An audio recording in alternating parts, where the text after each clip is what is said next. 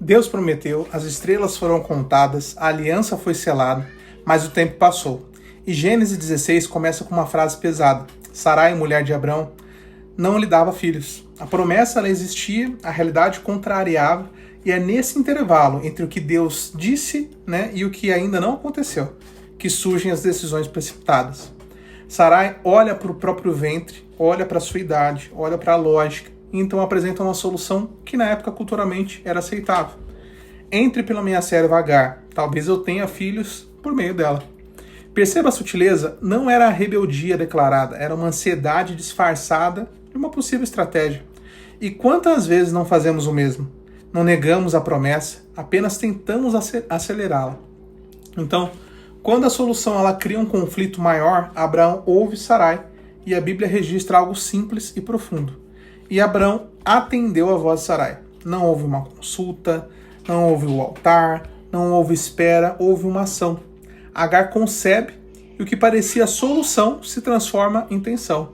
A serva passa a desprezar sua senhora. Sarai se sente ferida. Abrão fica no meio daquele conflito. E a casa que deveria ser um ambiente de promessas, se torna em um ambiente de disputa. Porque aquilo que nasce fora do tempo de Deus sempre carrega um peso emocional. E a impaciência, ela gera frutos, mas ela não gera paz.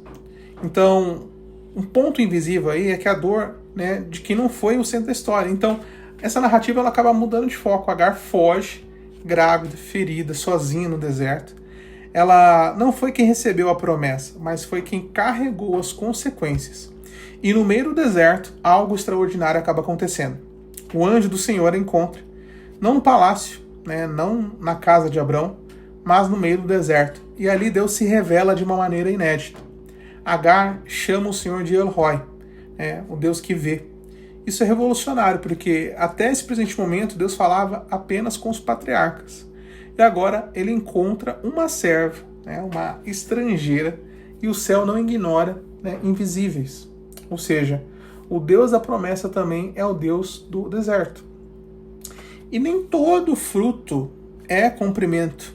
Ou seja, Ismael nasce, seu nome significa Deus ouve. Sim, e Deus acabou ouvindo. Mas ouvir não significa que aquele era o plano final. Aqui está uma grande virada na tua mentalidade. Nem tudo que dá certo veio de Deus. Nem todo resultado é um cumprimento. Nem todo nascimento ele é uma promessa. Existe uma diferença muito grande entre o que Deus permite e o que Deus planejou. E Gênesis 16 ele nos ensina algo desconfortável. Quando tentamos ajudar a Deus, nós criamos ciclos que durarão gerações. E a decisão de um momento ele acaba ecoando por muito tempo. Então eu quero trazer para você 3 alertas para a nossa vida, para mim também. Primeira delas, o tempo da promessa é o teste da fé. Se Deus falou, o silêncio não é a ausência, é a preparação. Segundo, soluções humanas, elas podem gerar conflitos espirituais. Nem tudo que é culturalmente aceitável é espiritualmente alinhado. E terceiro, Deus vê quem sofre as consequências, mesmo quando erramos. Ele continua sendo El Roi, ou seja, o Deus que vê.